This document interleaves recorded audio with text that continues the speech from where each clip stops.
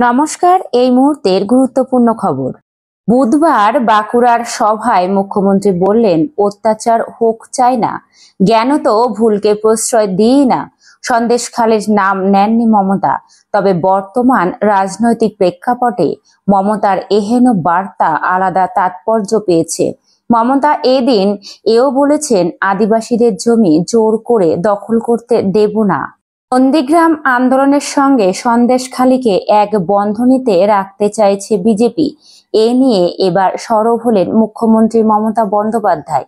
বুধবার বাঁকুড়ার খাতড়ার সভায় মুখ্যমন্ত্রী বললেন, সিঙ্গুর সিঙ্গুর সিঙ্গুর, নন্দীগ্রাম নন্দীগ্রাম, খাতড়া খাতড়া, এক একটা জায়গার এক একটা চেহারা আছে।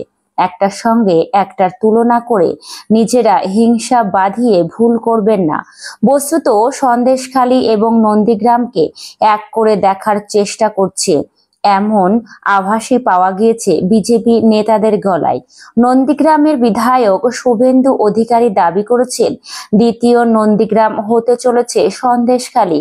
বুধবার মমতা সেই প্রসঙ্গে মুখ খুললেন বলে মনে করছে রাজনৈতিক মহলের একাংশ। সন্দেশখালির সঙ্গে নন্দীগ্রামকে এক করে দেখার চেষ্টার বিরোধিতা করেছেন বামফ্রন্ট চেয়ারম্যান বিমান বসুও। সন্দেশখালির দাপুটে নেতা শেখ শাহজাহানের গ্রেপ্তারের দাবিতে ফুঁসছে সন্দেশখালি।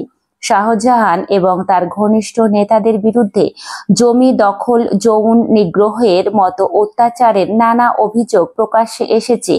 এই আবহে বুধবার বাঁকুড়ার সভায় মুখ্যমন্ত্রী বললেন, অত্যাচার হোক চাই না, জ্ঞানত ভুলকে প্রশ্রয় দিই না।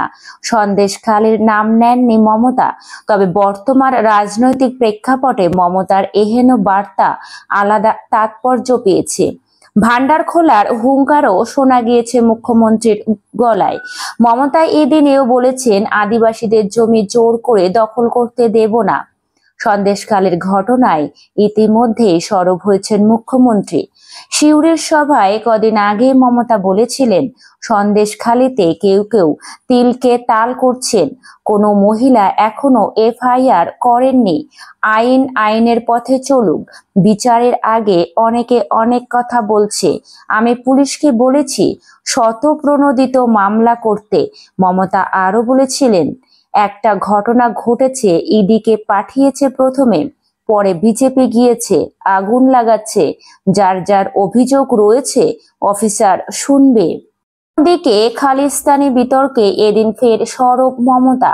বাঁকুড়ার সভায় মমতা বলেন, পাগড়ি পরা দেখলেই খলিস্তানি বলছেন। সন্দেশখালিতে কর্তব্যরত পাগড়িধারী আইপিএস অফিসার জশপ্রীত সিংহকে খলিস্তানি মন্তব্য নিয়ে বিতর্কে আগেও মুখ খুলেছিলেন মুখ্যমন্ত্রী।